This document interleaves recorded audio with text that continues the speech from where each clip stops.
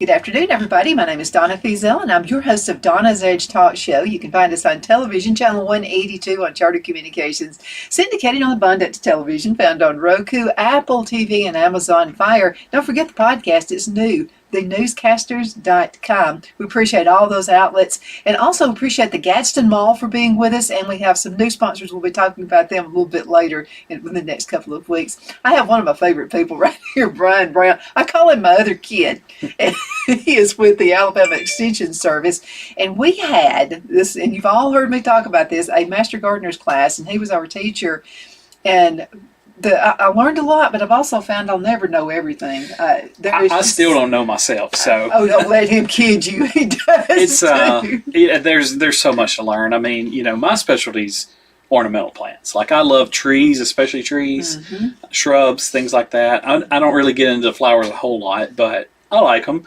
But vegetables is my weak point. Turf grasses, but the good thing about us is we have a pretty diverse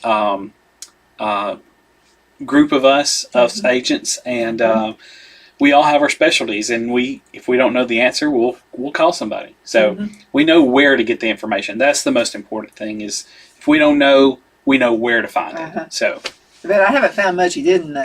So, but it was such a fun class. And I'd like to talk a little bit about that. It's a very low cost to take these classes, and I'll just have to tell you, I knew nothing about growing lavender. Yeah. And I learned so much. So what I did is I bought some from Lookout Lavender. I bought some plants. I think there were 6 of those plants. So I learned enough from Brian that I was able to propagate. I've got 120 lavender plants that are rooting out there in the greenhouse, and I'm so excited about it. I'm going to have a lavender field. Yeah, it's really amazing that you had that many come up and do well. I mean, that's incredible. Lavender. Well, the first week I was kind of like, I don't know if even 10 of them make it, I'm going to be happy. Yeah. But for all 120, that's crazy. But it's what you taught us, though, and let's get into that just a little bit. So a lot of folks are thinking about propagating right now, anyway. So there are some ways to do it. Right. And clean. This is the one thing he mentioned like 1,000 times, is make sure that your tools are all clean. Absolutely. That's number one. Sanitation can help you so much. And actually I had a call yesterday about a guy had a disease on a boxwood, and he says it's been coming back for years. Well, I guarantee he's using dirty tools, and all he needs to do is spray it with some alcohol and it's fine. So yeah, sanitation, especially when it comes to propagation, is essential. You have to use at minimum, I like to use alcohol because it's easy, but you can use like a 10% bleach solution. And, spray your tools with it, wipe them down, clean them up after you're done, keep them sharp. That's always essential. So, well, Phil says I was right about this. Remember, so he always cleans the shovel and the hoe and all that. Right. I was going, you're just wasting time doing that. It's going to get dirty again. He did it anyway, and then you said this in one of the classes. Yeah. Phil goes, see, I told you. Yeah. You definitely need to clean like shovels, and especially shovels, because you're digging in the ground. There may be some kind of soil-borne disease, and if you get that on a shovel and you go dig somewhere else, you've just spread it. So. And there's other ways that diseases spread, especially water. If you have a heavy rain, it can flood. But let's eliminate as many ways possible that it can get in there by at least sanitizing. So that's a great one. So when you're reading something, it was really interesting in how we did it. Yeah, there's several ways to root things. You can do what's called division, and I don't know which method you use, but division, like let's say you have a fern.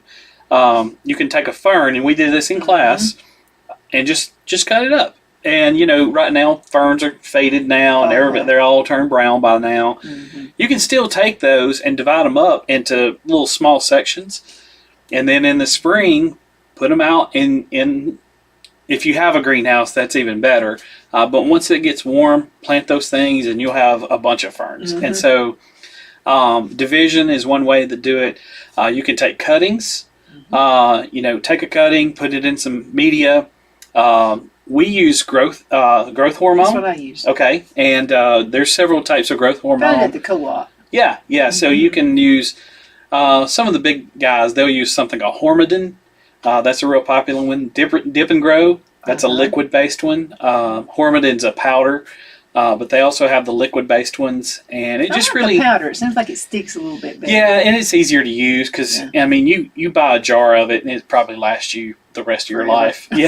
Yeah. I mean it's just Even with 120 lavender plants. yeah, and it doesn't take a lot. You just kind of like if it's a stick, you just kind of dip it in there and tap the excess off, and then that's it, and then stick it in the ground. We like to tell people to use a very well drained media. So if you're going to propagate, make sure that it's very well drained. That's essential.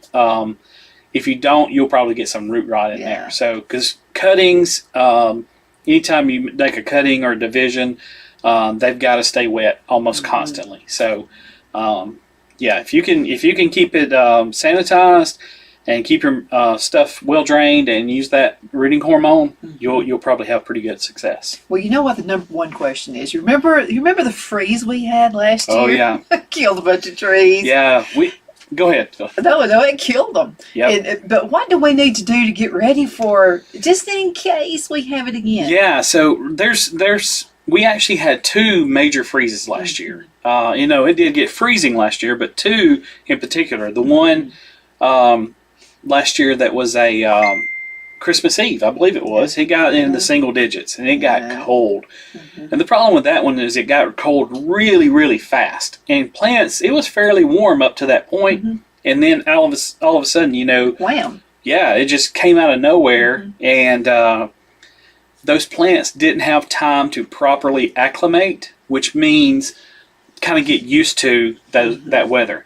So those plants needed time to harden off. That's the term we use. We just say these plants need hardening off before they can be put outside, just to get acclimated to the temperatures. So that took a hit. A lot of damage, lots and lots of damage. A lot of boxwood damage. I've seen a ton of boxwood damage. So if you have boxwoods and they look like you've poured a bottle of bleach on them, that's what it is. It's cold damage. So that's one thing. That's what happened to a rosemary. I mean, this is like huge. It was all over every bit of that died. Yeah, and I propagated some of that just in case. Yeah, and one thing about it is they a lot of plants, they may have defoliated, but most of them actually came back. Now it did kill several of them, but a lot of them had just kind of knocked back. So that's the good trees thing. Came back. They just didn't bear any fruit. Well, and that's what I was about to say. The second freeze was in March, and it was a hard freeze, and a lot of the fruit trees especially, they had already bloomed, and it just got too cold for them. So we didn't have a lot of fruit this year. And actually, Chilton County, which grows all the peaches in Alabama, they had a pretty significant crop loss this year. And now they do have peaches because they bloom at different times, but it's around the same time. But timing is everything when it comes to peach blooms. Because I had a ton of blooms. That freeze hit, there they went. Yeah, and sometimes losing a few blooms is not a bad thing. Because, I told you to pick them off. Yeah, because mine looked almost like a bunch of grapes. They were clusters year before last. Right. So and you said, you got to get rid of those. And I was like, Yep, like that. You need a bloom about, well, really when it starts to form fruit, that's when you pick them off. And that's about what you use. The cows love about them. every 8 inches. We get to feed them to the cows. Yeah. Well, that's, what you want to do. So one of the most important things you can do if you have a freeze coming is water your plants. Now that sounds a little bit. I'm going to do that. What is that? I'm ready this time. But the reason why is because plants need water. It doesn't matter what time of the year; they still need water. So the second thing is water as it freezes is what's called an exothermic reaction. So as it freezes, it gives off heat, and so I always use the example.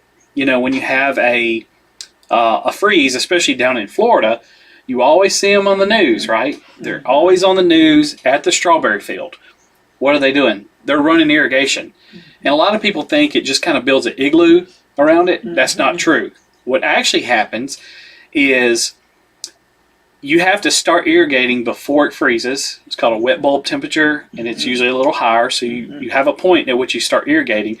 And as that temperature falls, you're still irrigating. And the reason why you do that is as long as there's ice forming, meaning as long as there's water being applied, it's always freezing. So it may form an ice on the outside of that fruit or the outside of that bloom, but it's giving off just a tiniest amount of heat to keep it from freezing. Now, it still may be below freezing. It may be 29 degrees. But those strawberries have a little built-in component where they can tolerate that 29 degrees. But if you get to 27 degrees, it may kill the whole plant. So you constantly have to water, and it's always giving off just the tiniest amount of heat to keep it above that level. Well, a lot of folks think because plants go dormant that you don't water them, and I think that was my big mistake. Yep. Yeah, and water, you have, plants... They're still alive. Yeah, they are. They're just sleeping like a bear, right? Right. And, I had a professor one time, he actually taught me propagation. The very first thing out of his mouth in that class was, plants are just water in a pretty package. And that's what they are, because, you have cell components and stuff, but 90% or more, probably more than that, of the cell contents is water. And that's why when a plant wilts, it doesn't have water, right? That's the reason why, is because it's lost that pressure against that cell wall, and it kind of limps over. So so water is essential even in the wintertime. We just got over this drought. Hopefully, I think we're still technically in drought. We can burn, though. But it's helped there. It's definitely helped to have a few inches of rain. So, and what's funny about the drought is we're going to start seeing effects of the drought probably this coming year and probably 2 or 3 years down the road, especially in trees. Things like needle trees, like your cedars and the cedar type trees, Japanese cedars, gosh, I can't even think of them right now. But any type of needle tree, we're going to start seeing damage on that. And what's bad about that is once you get one thing, you'll start seeing other things attack it. I've used the example in your class, the gazelle in Africa. You have that gazelle that's running in a herd of them. You got that one with a broken leg. Well, which one are they going to go after? One with a broken leg. The lions are going to go after the one with a broken leg. Same way with plants. Once it gets weakened, everything attacks it. So Japanese beetles will go. Oh, yes. Everything will attack. Diseases, and so but we you always get that early in the season, don't you? What's that? The Japanese beetles. You have to do something about that pretty quick. Yeah, if you have Japanese beetles, you can treat them. The best way to do it is just pick them off and throw them in a soapy bucket of water. But if you really want to control them, one, don't use traps. Never use a trap with a Japanese beetle, because if you want to get rid of them and use a trap, just put it in your neighbor's yard. And they'll go to your neighbor's yard. Neighbor you don't get along with? Yeah. So, but try to avoid traps. But the thing you need to do is you need to treat for grubs in your soil. Yeah, that's right. That's what I meant by get to the... Right. When that happens. Yeah, so you want to do that early spring. So before they start emerging, and what they're doing is they're overwintering right now. And so they're a little bit, they're kind of dormant, but they're in the ground. And a lot of people have them in their lawn. Those grubs will eat the grass, and they'll eat the roots, and they'll have damage on it. So it's kind of killing two birds with one stone. You can treat them in the fall, and you can treat them in the spring. But springtime is really essential to get that grub control out there. Basically, any grub control that you could find at your local box store will be fine. Well, they were just ugly, and they were eating at the leaves. They're kind of lacy looking, and that didn't bother the fruits so bad. It was the leaves. That's odd. Well, and what distinguishing characteristics with Japanese beetles is what they do what's called skeletonization. So they will skeletonize a leaf. So if you look at one, especially, muscadines. Muscadines, they love muscadines. So if you look at a leaf of a muscadine that's gotten eaten by a Japanese beetle, blackberries too. It will have the veins still on there, but it will eat out in between the veins. So that's the way you can tell Japanese beetle damage. So, and there's other ways you can tell damage, but that's one key characteristic that you see. We'll be out there. Yeah. I'm ready for it. Yeah, treat them early. Treat them early. Kind of act like the guy on Christmas Vacation, where I'm ready for it this time. But yeah, so many things we have to think about. We have to get prepared for now. One of those is seeds. I mean, now's the time. What is the time frame? Like when you know you're going to plant something, or kind of have an idea of when you're going to plant something. When should you need to get the seeds ready? Well, really, it really depends on what you're actually going to plant. We have some excellent guides on starting seed online. So if you want to go to aces.edu, go to the website. aces.edu, ACES.edu, you can look up starting seed, and it gives you a guide of how many days that you want to plant before. So typically people want to plant, we say, on average across the state in Alabama, we say tax day, and South Alabama can start 2 weeks before tax day, which is April 15th, and then North Alabama usually starts two weeks after tax day. 2 different zones, 2 different worlds, basically. Yeah. And North Carolina was like that. Yep. So you had the mountains, and then you also had the beach on the other side. Yep. And so, funny you say that. The USDA has a new map for hardiness zones. No. So that was released last week. Okay. We have an article I've written. That's why I got to coming out. This guy. I mean. So this every so often, I think they do it every 10 years or so, give or take. They will release a new hardiness zone map. So hardiness zone map, USDA hardiness zone, means that it is the annual minimum extreme temperature for your area.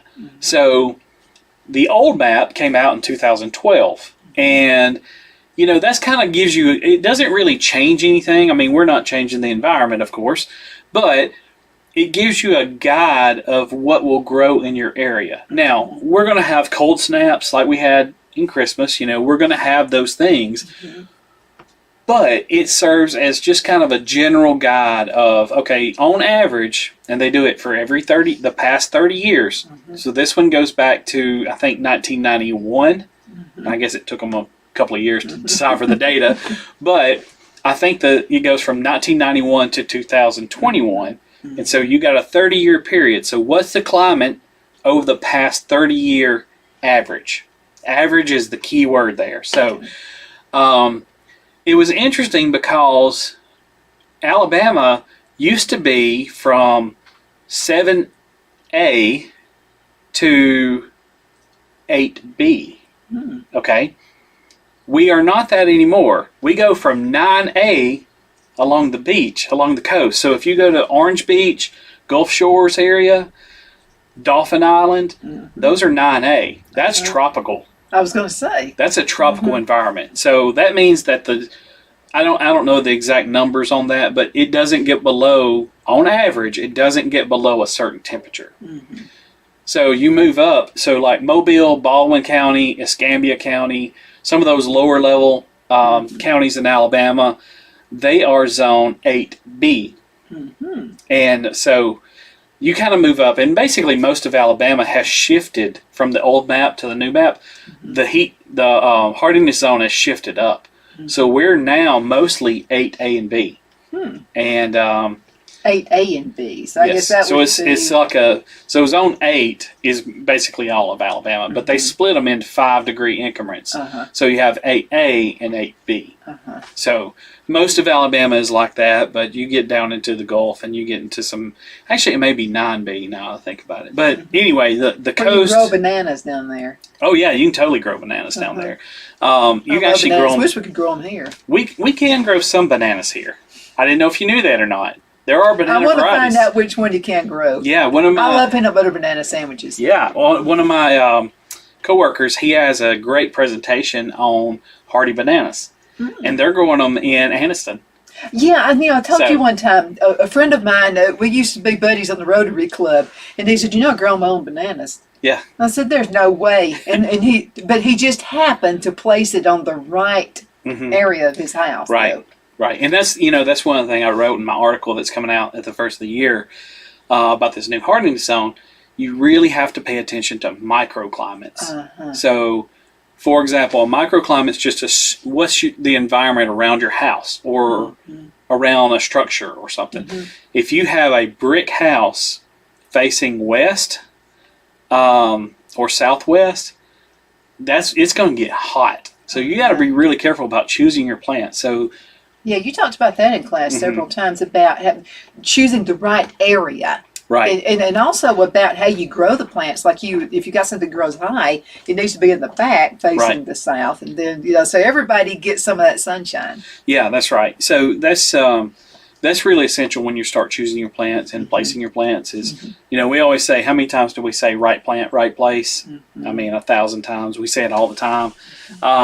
Now, this is what he said first day of class. He said, you will pass by someone's yard and you'll just want to get out and replant something. Yeah.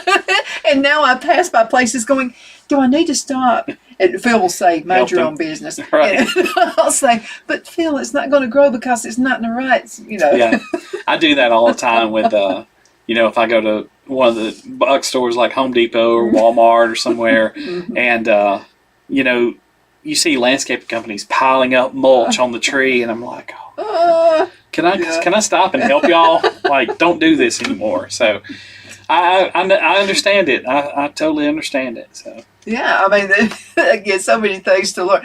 We have just a few minutes, under 4 minutes before we go into the first commercial break. It always flies, time flies. So let's talk about the class itself and how folks can get prepared for that. I'm begging you to go. Yeah, so we've actually, this spring class will be in Cherokee County in Center, and we've actually closed registration already. So if anybody wants to take it, they'll have to wait till it'll be in Marshall County, in Guntersville in the fall, but it will be back in DeKalb in the spring. So spring of 25, it will be in DeKalb County. So and it rained every day. Remember? It did rain a lot. It did rain a lot. So, but yeah, it'll be there. But we love to have everybody come if you have an interest in plants, but you also want to do some volunteer service.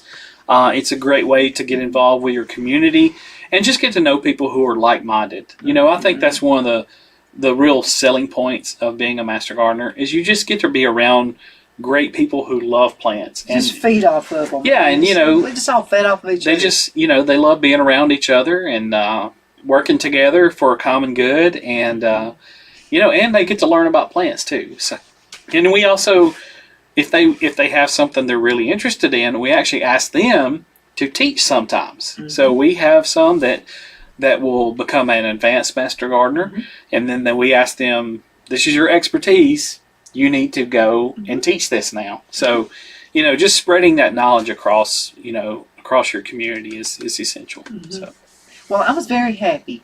The tomatoes did really well this year. I thought I didn't bring any tomatoes in, so I've been drying. Oh, there they are. I have been dehydrating tomatoes, and I'll have to tell you can take this one home with you. I'll have to tell you, these things are absolutely fabulous. If you get them, mix them with, and you'll need to put them in water, let them blanch for a couple of minutes, and then towel dry them. They make this awesome stuff you can put on pizza. So what I'll do is I'll kind of layer it, and I'll put dried herbs. It has to be dried herbs because it could cause mold. So dried herbs, and then put some garlic salt or something like that, and just keep making layers. And it will last over 6 months. Well, it doesn't last that long in our house because we eat a lot of it. But anyway, this is so good to throw it in stews and what have you. I love this stuff. Now, it's not sealed or anything like that, but I'll find you one that's sealed. Yeah. Okay, I think we're going to have to go. Oh, the website again? Strong. Yeah, it is. It is. I'll get you one that's sealed. That's fine. So, but anyway, you can go ahead and check the website out. And again, the cost is low to take this class. I'm just encouraging. Now, we have folks in all 50 states who are watching this show right now. Is every state have a Master Gardener class? Well, I'm pretty sure almost every state has a Master Gardener class. So every state does have an extension system. So, reach out to your local extension and find out if they do. And there's actually Master Gardeners overseas also. So I know Canada has some. Okay. I think Australia has them too. So I mean, they're all over the board. So reach out to your local extension office and find out if they have a Master Gardener class. Yeah, they'll be catered to your area as well. So that's another great thing. Let's go into a commercial break, and we will return in just a few minutes. Y'all hang in.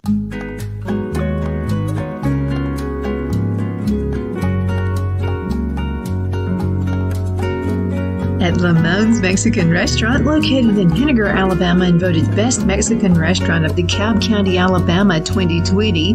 We're here to serve you with authentic Mexican cuisine. Order easily online by going to lamonsmex.com or call 256-657-3999 to place your order. We're open Sunday through Thursday, 11 a.m. to 9 p.m. and Friday and Saturday, 11 a.m. to 10 p.m. Whether you're celebrating a cozy date night for two or a celebration for a crowd, at Lamone's you'll love our atmosphere and friendly servers. Thank you for dining with Lamone's Mexican Restaurant.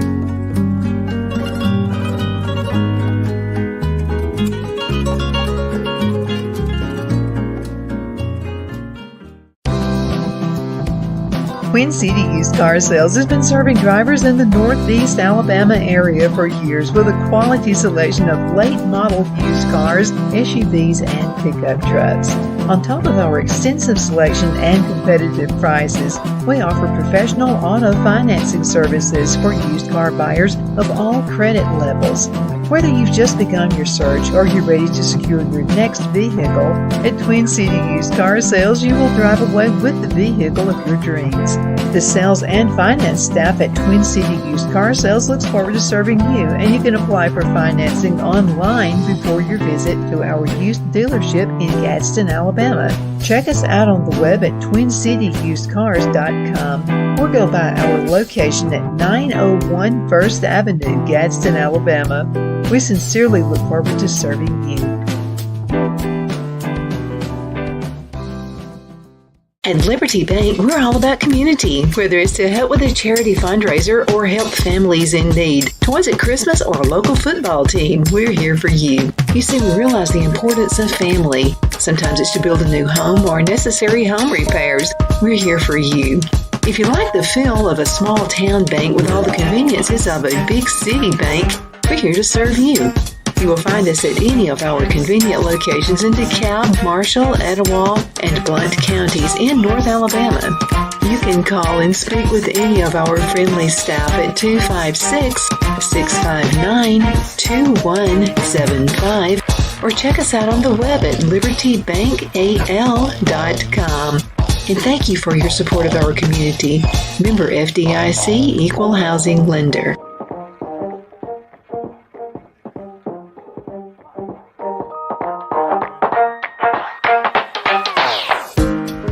Jeff McCurdy of the McCurdy Law Firm has been a public service of this area for over 10 years. McCurdy, a member of the Henniger City Council, serves as prosecutor for the town of Sylvania and was named public defender for the city of Rainsville. The McCurdy Law Firm is located at 17326 Alabama Highway 75 in Henniger to better represent his Jackson and DeKalb County clients. If you need to be represented by a true public servant with proven success, call Jeff at 256-996-8701 or send a private email to mccurdylawfirm@gmail.com. No representation is made that the legal services performed is greater than the legal services performed by other lawyers.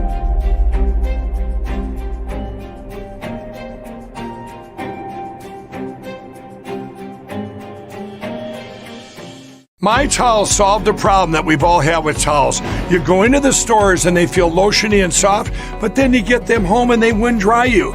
That's why I made My Towels. They actually work, they're soft, and they absorb. And now I'm excited to announce 2 brand new lines of My Towels. What makes them the best towels ever is they're now made with 100% long staple Shapir cotton. This is a combed ring spun cotton that makes My Towels even softer and more absorbent than ever. And now you get a 6-piece set for an amazing introductory sale price as low as $29.98. So go to mypillow.com or call the number on your screen.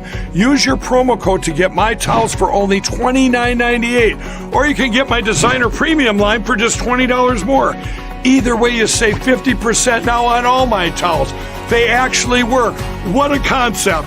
This offer won't last long, so please order now. mypillow.com Good afternoon. We're back. My name is Donna, and I am your host of Donna's Edge Talk Show, where truth matters. You can find us on the radio, icradio.media. That's in Christ Radio. Some people call it ice cream radio.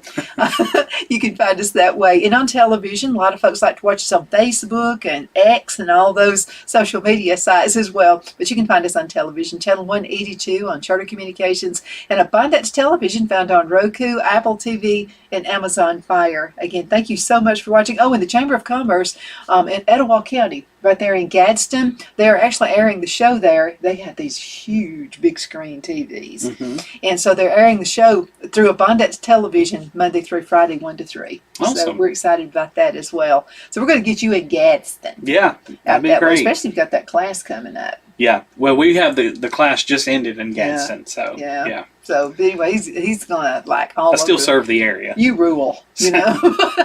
So I have Brian Brown with me right now. I call him my son, and it actually makes me think of Brad just a bit. You know, they have the same personality. They're knowledgeable, research. Like we could ask a question, and not to trick him or anything. We would just ask a question, and if he didn't know, he would say, "What was me? I'll find that out." And so that's the kind of teacher you love. One who's actually, I mean, you really cared about us students. Yeah. I want everybody to learn, and I want what's up here to be in everybody else's mind. So. And it was, but so many things we learned, about pruning. We're going to do, next month, we're going to do a little pruning here on the farm. You'll probably look at me and slap my hand again. Some of this stuff. I think I'm going to trick him and put a bunch of stuff, like make a mole. No, I won't do you that way. No, I learned my lesson on that because we were doing that. And so that's just the wrong thing to do. But the USDA has some things that some tools that are available. Yeah, absolutely. Every region in the state has a USDA office. You know, my granddad actually retired from the USDA. Oh, really? Cool. So there's a lot of resources out there for helping. And we were talking before we started, USDA has a program where you can get assistance with different things. Like if you're a farmer, you have cattle, let's say, or horses or whatever, they will help you pay for cross fencing. They won't pay for the fence, but if you have a cross fence where you can do grazing on one side and then shift it back, they can help you pay for that. They also have a high tunnel program, and that's what we were talking about earlier. And I don't know a ton of details about that, but I do know it's a great program that they provide assistance to help you get a high tunnel started. So a high tunnel is basically, it's not a greenhouse, but if you see it, it looks like a greenhouse. Yeah, that was my confusion. I'm like, that's a greenhouse, isn't it? Yep. So the difference between a high tunnel and a greenhouse, there's a few major differences. One, a high tunnel is not heated or cooled. A greenhouse usually has double layered on the top, and they actually have a small fan that inflates the two, and it creates an insulated layer. So that's one difference. It doesn't have any heat in it. It also has no cooling. So, greenhouses do need cooling because it gets way too hot. So you have to have fans in a greenhouse, and you have to have have circulation. Yeah, air circulation, things like that. But in a high tunnel, usually in the summertime, the sides come off, or the front and the back. It comes off, and you just leave it open. But you can also roll up the sides, and that will provide some cooling air to come in there. So maybe about 4 feet off the ground is where you roll the sides up and get some airflow in there. So another major difference is most of the time in a greenhouse, you're growing things in pots and maybe even on raised benches or hanging from the ceiling, something like that. In a high tunnel, you're actually planting in ground. So what a high tunnel does, it really extends your growing season.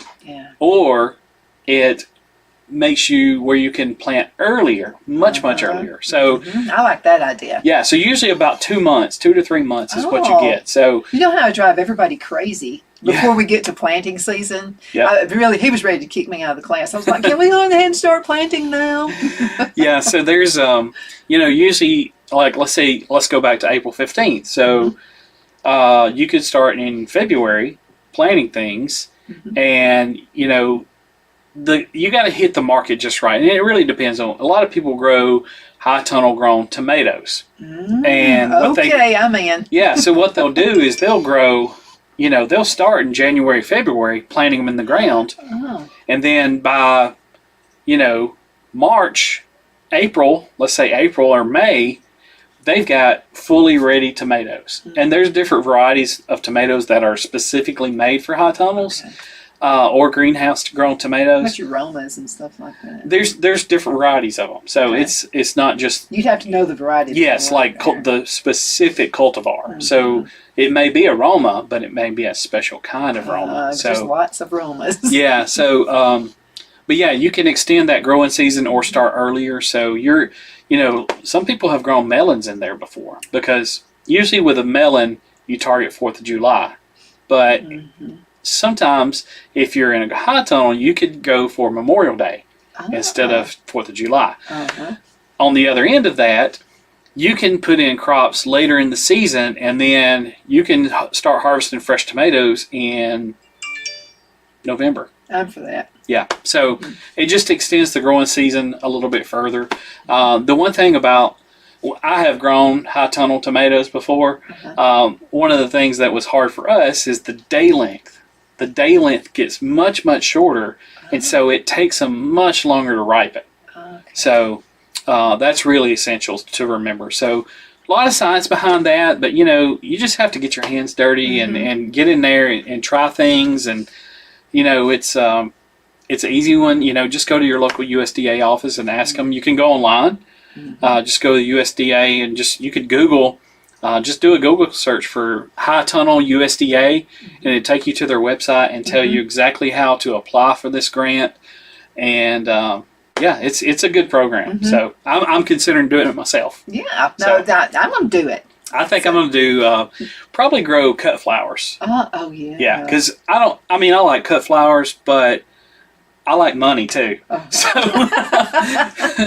but cut flowers, if you can find a buyer, anytime you want to grow something like that, the very first question, the same guy that taught me propagation, he said in our nursery management class, the very first thing he said out of that class was, if you're going to grow something, for sale, the question you need to ask, not if you like it or not, it's who's going to buy it.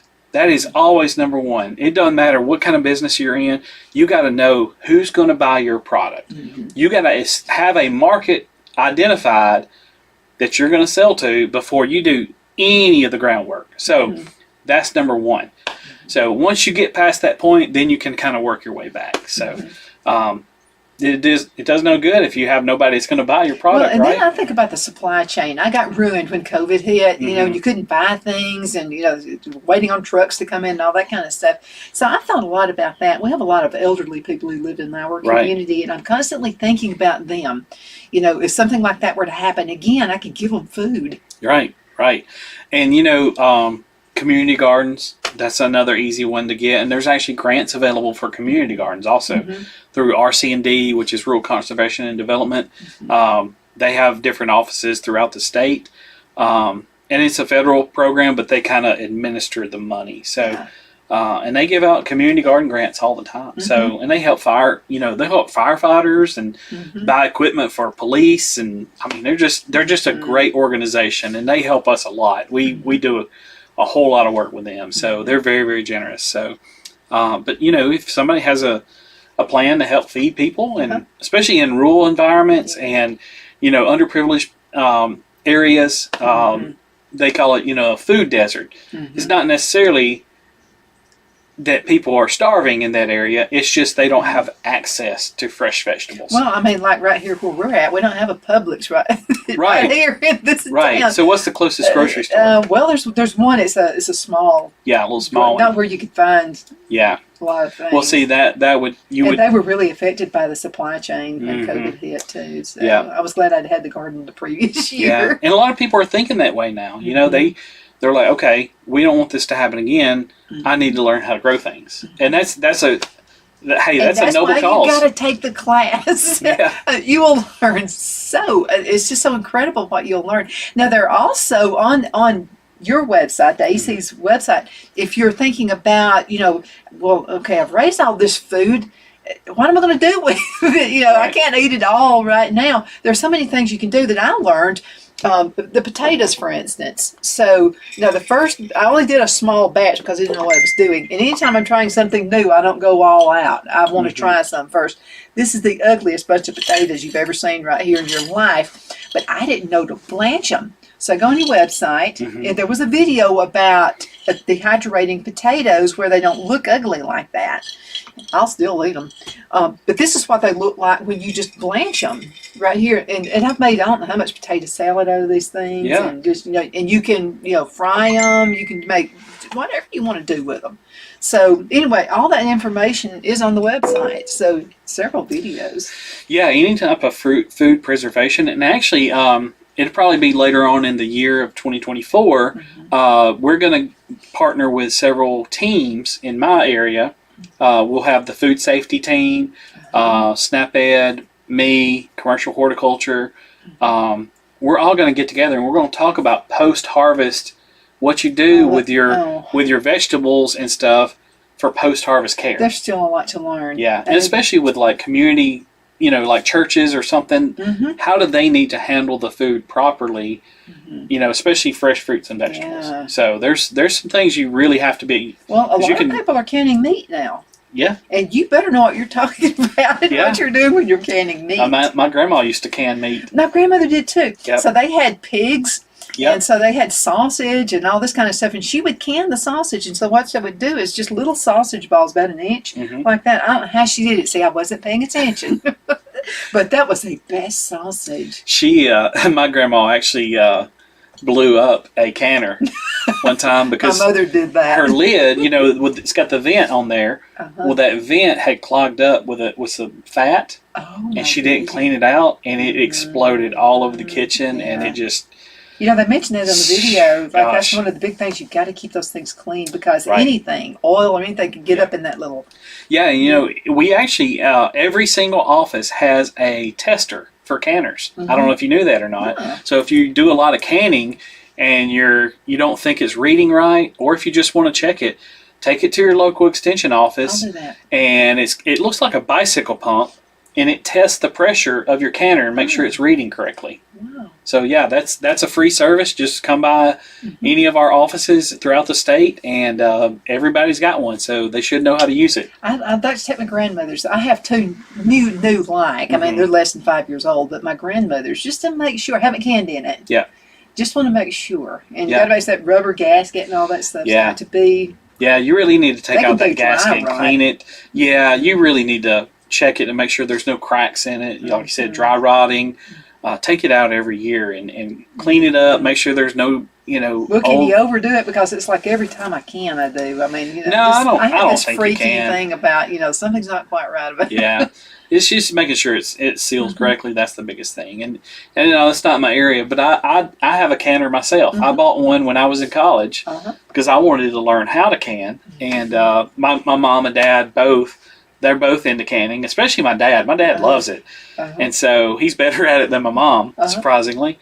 But Phil's beginning to get into it. Yeah, I would have never. I mean, it's just everybody's just interested in preserving. Yeah, it's I think it's a lost art, and I think a lot of people started doing that when we got into COVID, because I had the hardest time finding lids, and now I have a stockpile of lids, and I'm like, well, I bought a bunch of them too. I bought them too, and you can check with eBay. Just make sure they're really good ones too. Yeah. There's some canning lids I bought. I forgot what they call them. They're like a little plastic thing, and those work really well too. And you can use them forever. Yeah, and Tattler. Tattler, Tattler, I think is what they call it. Tattler lids, and they're plastic. It's white plastic, and instead of the tin or whatever metal that you see right here, it's a little plastic one, and it has a little rubber gasket that you put on it as well. So you just have to keep them clean. I mean, with everything, and you can reuse them over and over and over again. Interesting. Yeah. Well, that's neat. I hadn't seen those. I mean, we always, you use the lid. I mean, Or she screw on there. Yeah, the thing. Yeah, I can't. The rings. The rings, yeah. The rings. Couldn't think of that. Yeah, I'm you sorry. use the ring too, though. Yeah, I keep So my you use rings the on ring. there all the time. Oh, I do too. When I'm there's always no- afraid they're going to get bumped into Right, something. right. So I keep my rings on there. My grandmother would take them off. Really? Yeah. Wow. And, We always she kept never our had rings on there. Yeah, and I questioned her about that, and she would say, "Well, it's just here in the pump house. Nothing ever." She called it the pump house.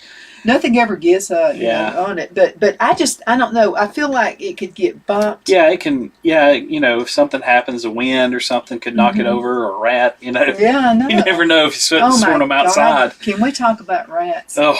Do you remember all those peanuts I planted? Hmm. I hung them up in the greenhouse. They eat them all. They ate them Oh wow. all. I was sick to my stomach. I Yeah. was and I had a huge crop of those things. I grew them in 2 concrete blocks. Phil set those up for me. I grew them in that, and when we pulled that out, I was so happy. There were so many peanuts. Rats ate them. Oh no. Yeah, if there's something to eat, they're gonna get into it. So Goodness. But I'm gonna have to tell you something Phil's doing. Mhm. So he bought these little plastic boxes, and he put baking soda and cornmeal together, Mhm. and it kind of bloats their stomach up. Yeah, actually, not USDA, the EPA has changed some of the rules on rat baits. Oh, really? Yeah, and I don't know if it's taken effect yet, but there's a new rule out that you can't use the certain types of rat baits. They've made them restricted use, Huh. and not only that, so you have to have a license to buy those. Now, there's still some out there, but there's certain kinds of them, and you have to have a restricted use pesticide license, and you have to find every rat that was killed. I'm not going to dig up in the attic. Yeah, I mean, no, that's part of the really. rule. It's So can you just get a bunch of wild cats? yeah, that's fine. Would that be okay? Yeah, totally fine. Phil's not good with that, because he's what he thinks I'm going to do is make pets out of them. He said, "I know Yeah. who you are." Yep, that's right. He said, "You're going to try to tame them." But that's what my grandparents used. They had these wild cats, and my brother and I, of course, we grew up in town, and we would come out here and see wild cats and try to tame them. My grandmother would say, "Don't tame the wild cats. We're going to keep them in the barn." Yep. But they didn't have a mouse problem or rat problem. Yeah, that's right. Because everybody had an old cat walking around, So, but yeah, there's it's an interesting landscape when you start looking at some of the herbicide and pesticide rules that come out, and they're Now, is constantly this changing. in danger of using chemicals or? No, it's actually non-target species. So things like birds of prey, so like hawks and eagles and things like that. What they were finding is they were eating some of the rats that had eaten that, and it was going into them. So I understand that, but it's almost impractical to think.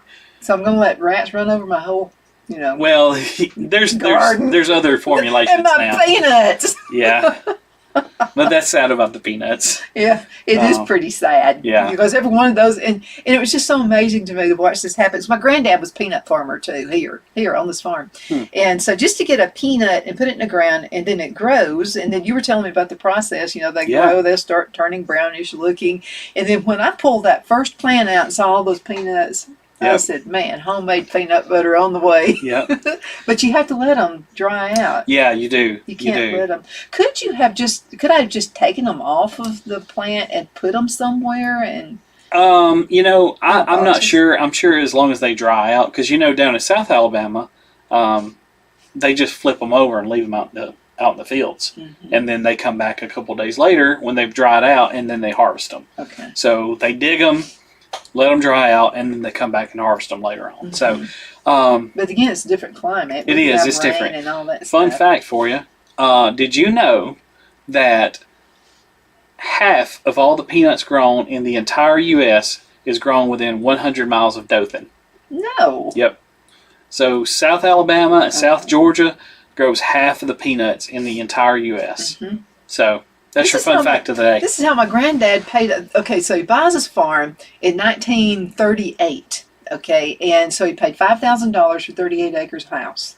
And of course, that was a lot of money back then. He didn't want to be in debt. So what he did, he said, I want to get this paid off in 2 years. I don't want to owe anybody any money on anything. So he had his job, and then he said, I became a peanut farmer, and the peanuts actually helped pay off this farm. And my dad grew peanuts in Fayette County growing up, so... They said it couldn't happen here in Geraldine, Alabama, but I proved them wrong. And so he must have had the right climate for a couple of years. Yeah. And like I said, my dad grew up, they grew some peanuts there, and they were in Fayette County, so it's not that big of a difference between here and there. And they grew cotton, which cotton grows all over this state. I mean, it's the cotton state. So, but yeah, there's, and going back to the USDA hardiness on that, there'll be some things creeping up into our area that you can start, trying to experiment with. So it's interesting to see. A lemon tree. Well, you can grow lemons. You just have to bring them inside. So I'll be happy to. It already looks like a jungle in here. Anyway. Yeah. So that's orange trees, any citrus tree you can grow here in North Alabama, but you need to bring it in before it gets cold, and then you can have it inside.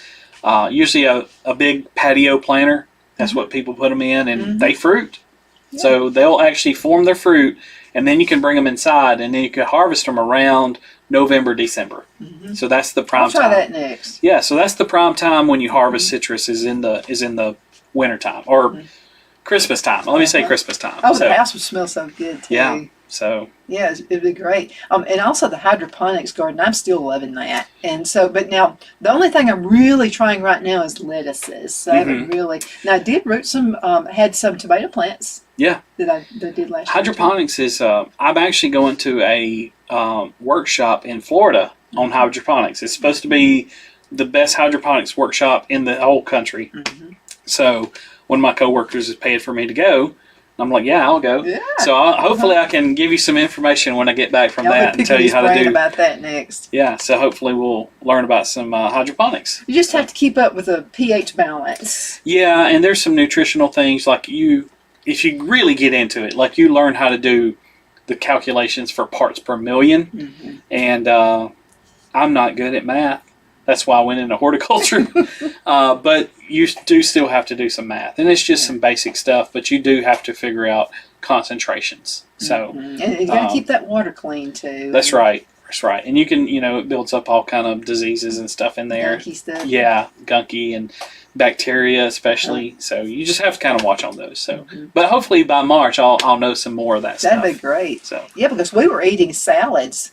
All and because we had so much kale and lettuce that actually took off and grew, I went a few months without putting anything in it. So I just planted some seeds about 3 weeks ago, and they're coming up. So yeah. Pretty excited about having salads. Yeah, lettuce is one of the easiest plants to grow, especially for hydroponics. So it definitely is. Yeah. We have about 2 minutes left in this segment. What would you like to tell everybody before we go? Well, like I said, the Master Gardener class is closed. We're having it in Center, Alabama, in Cherokee County. So that'll be this coming spring. But we have already closed registration. So sorry we missed out on that opportunity. But the next class will be in the fall for the Master Gardeners in Marshall County. So we'll have it in Guntersville. And so if anybody's interested, they can contact my office in Guntersville. I'll be glad to have you there come fall. If you are in DeKalb County, which we are here, if you're in DeKalb County, we'll have it in the spring of 25. So 1 year from now, we'll be registering again for that. So we'd love to have everybody. And again, if we have any questions about anything related to plants, feel free to contact me or contact my office. You can find my information on aces.edu. That's aces.edu, and just look up my name, Brian Brown, and you can find me there. And you're welcome to call. It's got my cell phone there. You can call me. You can text me, and we'd love to try to help you out. Absolutely. How does the roses look in the Fort Payne area, by the way? The roses? Yeah. Oh, I'm going up there right now after I leave here. So send me a text. But they have, the last time I saw them, it was amazing. Like they had a rose on there that was about that big around. It was huge and beautiful. It looked horrid. It was really bad. I thought it was dead. I mean, I didn't think it was going to make it. And I told y'all, I was like, we're going to cut this thing off and we're going to make it look good. And I think it's flowered the first time in probably Well, I know at least in 3 years since I've been working here. So that just shows the power of pruning. Yep. And you've got to do that. Guys, thank you so much for watching. Thank you, Brian, for being on the show Sure. again. We're going to be pruning next year. I'll make sure that everything is clean when he gets here next month. Next month. Yep. And thank you so much for watching. You can find us on television, channel 182 on Charter Communications, and Find It Television, found on Roku, Apple TV, and Amazon Fire. Check out the podcast, The Newscasters.com. Again, thank you so much for watching. Are you ready? We all wonder what tomorrow will bring, but the future lays itself at the feet of the prepared and surrenders to the will of the persistent. It's not easy, but today shapes you so you can shape tomorrow. With Northeast Alabama Community College, when the future asks if you're ready, you can answer. Yes. Begin your future at Northeast Alabama Community College.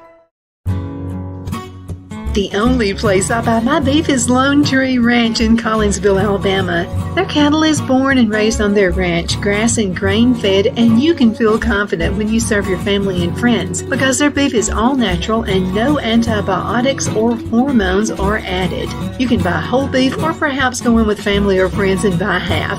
Their customer service is number one as they take care of the delivery to their local processor and can deliver to your home for a small added fee.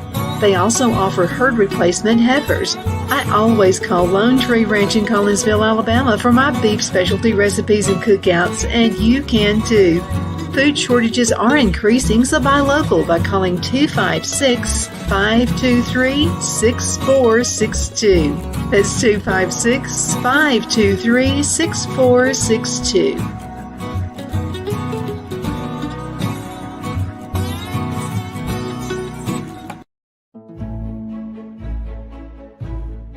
The Hatter Cafe and Country Inn is nestled in the northeast corner of Alabama the Beautiful in the delightful town of Mentone. We're located on top of scenic Lookout Mountain near Little River and DeSoto State Park and located only 5 minutes from shopping and restaurants. There is also a nearby community walking path and golf course. We welcome everyone through the doors and we are committed to outstanding service for all guests. At the Hatter Cafe and Country Inn, we invite people from all walks of life to come and get away from it all, enjoy the open spaces, treetop views, fresh, clean air, and experience Southern hospitality at its finest. We look forward to hosting you. To reserve a special event, or if you would love a special getaway at the Country Inn, you can call us at 256-634-2018.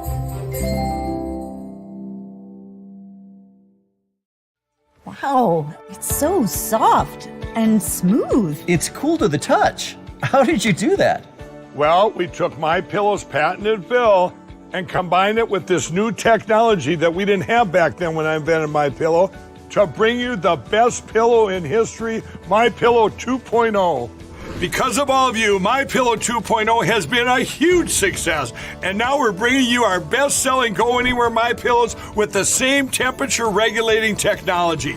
Made with my patented adjustable fill and brand new cooling fabric, they're truly the next generation of MyPillow. So go to MyPillow.com or call the number on your screen. Use your promo code to save over 60% on our MyPillow 2.0 4-pack special. You'll get 2 MyPillows and 2 Go Anywhere MyPillows, regular $259.92, now only $99.98. King size just $10 more. This is a limited time offer, so please order now.